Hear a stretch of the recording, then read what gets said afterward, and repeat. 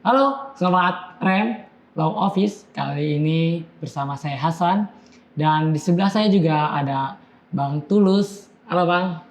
Tulus Wardosi. Tulus Tardosi ya nama lengkapnya begitu. Nah, beliau juga merupakan bagian dari Rem atau Raden Lang Mulyana Law Office begitu.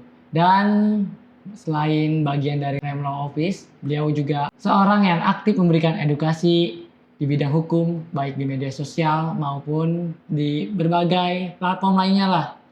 Nah, kali ini kita akan sharing-sharing atau bertanya seputar hukum-hukum terkini gitu.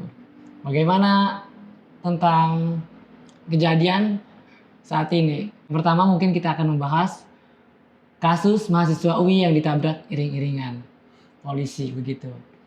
Nah, menurut Abang Bang, kasus iring-iringan tersebut dari beberapa rekaman CCTV kan, nah di situ mahasiswanya sudah menyalakan lampu sen begitu, sudah ingin membelok, cuma dalam kondisi itu polisi kayaknya kecepatan tinggi juga itu Bang, menabrak sampai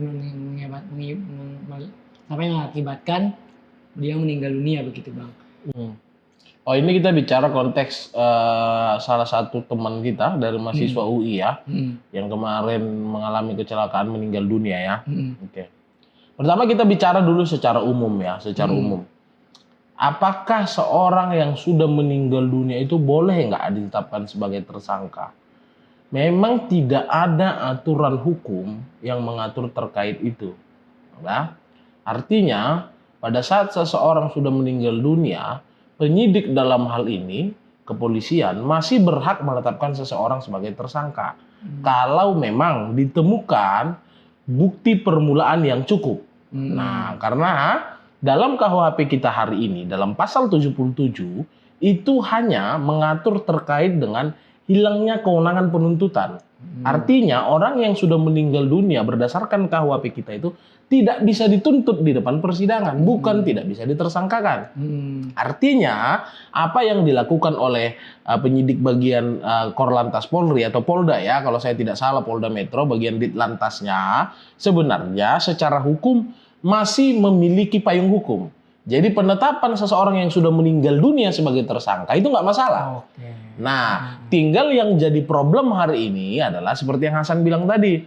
Apakah benar seorang purnawirawan Polri ini dalam kecepatan tinggi? Apakah benar rekan kita mahasiswa ini yang memang memiliki kelalaian sehingga terjadinya peristiwa kecelakaan yang mengakibatkan hilangnya nyawa tadi?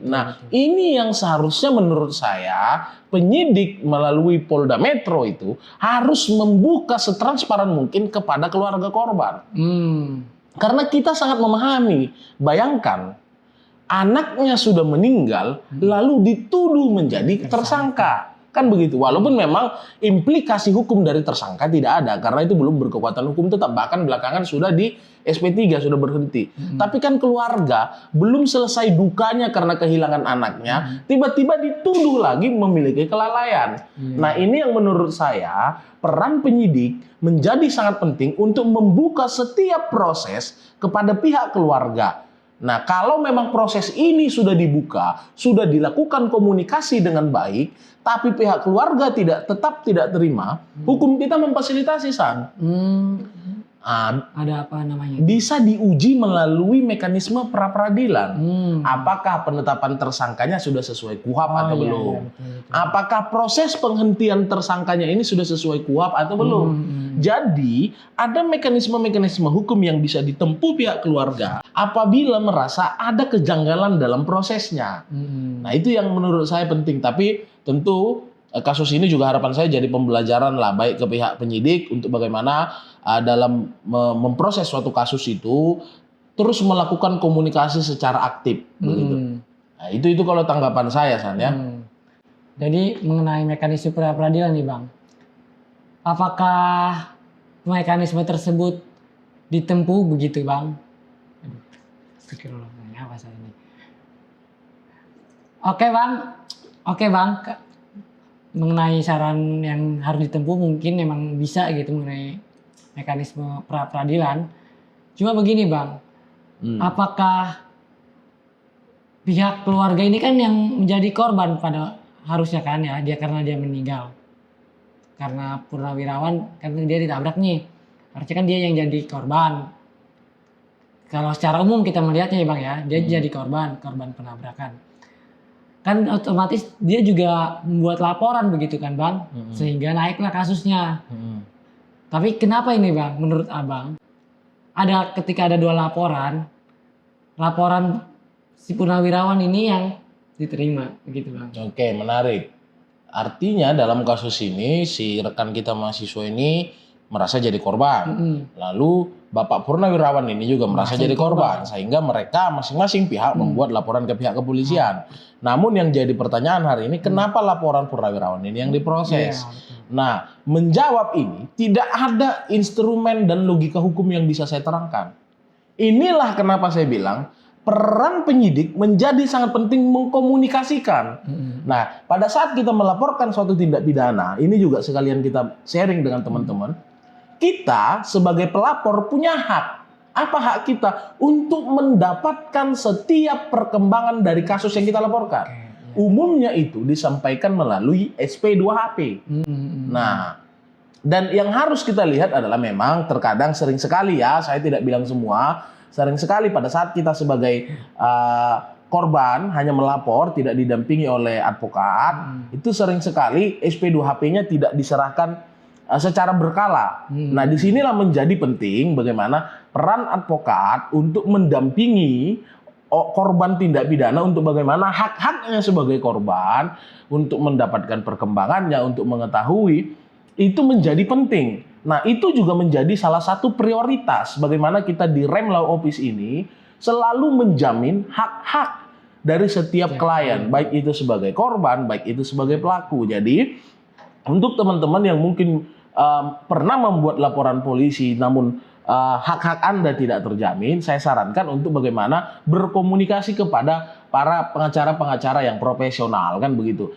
Karena mungkin juga banyak juga teman-teman yang berpikir, wah nanti kalau pakai pengacara mahal dan lain-lain. Saya rasa dengan berkembangnya teknologi hari ini, teman-teman bisa carilah banyak informasi, banyak pengacara-pengacara yang memang masih memberikan hatinya untuk melakukan tugas profesinya, karena kan salah satu kewajiban advokat itu tidak boleh menolak perkara dan wajib memberikan bantuan hukum secara cuma-cuma, kan begitu. Artinya mudah-mudahan dengan dibantu dengan peran advokat, hak-hak Anda sebagai korban itu terjamin. Saya rasa sih begitu. Jadi kalau ditanya tadi, kenapa laporan si Purnawirawan ini yang diproses, yang lanjut ya, maksudnya tahapannya langsung, kenapa laporan si rekan mahasiswa ini nggak tahu perkembangannya? Itu tadi saya bilang, nggak ada aturan hukum yang bisa menjelaskan. Hanya penyidik lah yang tahu, makanya penting penyidik komunikasi ke para pihak. Gitu.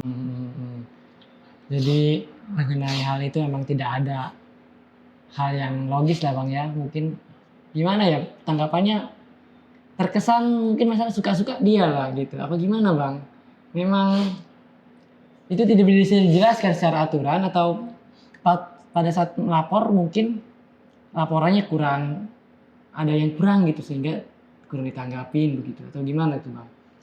Saya tidak mau berspekulasi karena kan dalam hal kewenangan penyelidikan dan penyidikan itu sepenuhnya ya kewenangan di penyelidik dan penyidik, kan begitu. Dalam hal ini kita bicara Dirlantas Polri, kan begitu, Dirlantas Polda Metro, kan begitu.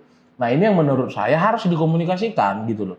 Jadi kalau dibilang, karena ya di SP2HP nanti kita kelihatan tuh siapa saksi yang udah diperiksa, apa kendalanya, berapa CCTV yang sudah disita, itu nanti dijelaskan. Nah, dari situlah nanti keluarga korban ini tahu. Jadi kalau misalnya penyidik punya kendala CCTV segala macam bla bla bla, nanti keluarga juga bisa bantu untuk mengkomunikasikan dengan penyidik bukti-bukti, alat bukti yang memang dirasa diperlukan gitu loh. Tapi kalau informasinya tidak diupdate, dari mana kita sebagai pelapor tahu gitu loh. Nah, itu kalau menurut saya. Jadi tentu dalam penyelidikan dan penyidikan ini tentu ada kendala-kendala teknis, kendala operasional yang dialami, kan begitu. Tapi sejauh mana itu dikomunikasikan agar tidak ada kecurigaan dan opini yang timbul. Betul. Masih mengenai laporan nih Bang, salah kaprah gitu membuat laporan, ada nggak sih Bang syarat-syarat tertentu gitu Bang buat laporan? Kadang kan kita bikin laporan ya kayak Abang yang bilang, kita diabaikan mungkin, kita nggak ditanggapi dengan serius gitu. Ada nggak cara-cara khusus atau cara tertentu menurut Abang Pertama begini, setiap laporan polisi itu wajib diterima. Itu dulu. Masalah nanti ke pihak kepolisian menganggap ini tidak memenuhi unsur atau tidak ditemukan alat bukti yang cukup atau bahkan ini bukan peristiwa pidana, ya sudah. Kan begitu. Tapi kalau kita bicara ini kepada teman-teman Remla Office sekalian ya, sahabat Remla Office sekalian ini, yang pertama pada saat Anda mengalami peristiwa pidana, menjadi korban ataupun keluarga Anda atau Anda mengetahui peristiwa pidana, yang pertama karena kita mengedepankan perspektif bagaimana korban dulu diamankan. Artinya karena misalnya terjadi suatu peristiwa pidana, pasti ada shock, kaget, takut, khawatir. Jadi yang pertama menurut saya, tenangkan dulu orang yang bersangkutan. Setelah tenang, mulai mengumpulkan bukti yang ada. Iya, bukti. Misalnya ada saksi yang mengetahui, lalu misalnya ada bukti-bukti lain. Nah, misalnya kalau mengalami luka, itu dipoto dulu terlebih dahulu, kan begitu. Nah, setelah itu mulai dengan tenang menyusun kronologi. Jadi dari awal ini peristiwanya bermula dari mana hingga terjadinya peristiwa pidana tersebut. Nah, setelah itu sudah tenang semua, berangkatlah ke pihak kepolisian terdekat, baik itu di Polsek, di Polres, di Polda terdekat, kan begitu.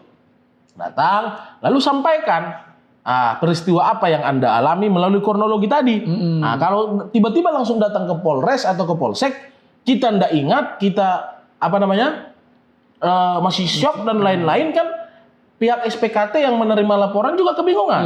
Nah, jadi tadi penting untuk kita bisa tenang, lalu sampai ke pihak SPKT, pelayanan di pihak kepolisian, lalu sampaikan peristiwa apa yang Anda alami, lalu apa bukti atau alat bukti yang Anda miliki. Misalnya tadi saksi dibawa, atau ada foto misalnya disertakan, di print out agar ada dokumen fisik. Betul. Nah, mudah-mudahan dengan persiapan-persiapan itu, pihak kepolisian juga akan menindaklanjuti laporan Anda secara profesional dan sesuai dengan aturan, baik itu Perkap tentang manajemen penyidikan, lalu juga tentu mengacu terhadap KUHP dan KUHAP. Itu saya rasa penting untuk kita pahami bersama. Oke Bang, masuk ke kasus lagi ya. Nah, banyak kasus ini ya. Ada nggak Bang hal-hal yang belum saya tanyakan tapi menurut Abang perlu disampaikan untuk kawan-kawan? Oh ya, tentu ya. Tentu sangat banyak ya yang harus disampaikan. Tapi yang pertama, teman-teman juga dapat mengikuti seluruh sosial media Rem Law Office atau Raden Elang Mulyana Law Office ya. Karena di platform kita ada di TikTok, Instagram, Facebook dan juga YouTube. Tentu nanti akan menghadirkan edukasi-edukasi seperti ini, baik dari kita ataupun managing partner kita Bang Raden Elang Mulyana ataupun partnernya yaitu Bang Andita SH. Nanti juga teman-teman boleh bertanya. Nanti kami yang ada di Raden Elang Mulyana Law Office ini akan coba menanggapi, menjawab segala kegelisahan teman-teman. Tapi satu hal yang perlu saya sampaikan, karena nampaknya dari tadi kita berbicara kan banyaknya ini konteksnya hukum pidana semua ya. Jadi ada satu hal yang perlu saya sampaikan adalah, kalau ingin menyelesaikan suatu permasalahan pidana, maka yang harus diingat adalah bukti harus lebih terang daripada cahaya. Mungkin itu. Keren sekali. Ya mungkin kawan-kawan cukup kita akhiri saja ya diskusi ini. Saya Hasan dari Rem Law Office, pamit undur diri. Dah, salam penegakan hukum. Profesional berintegritas. Waduh.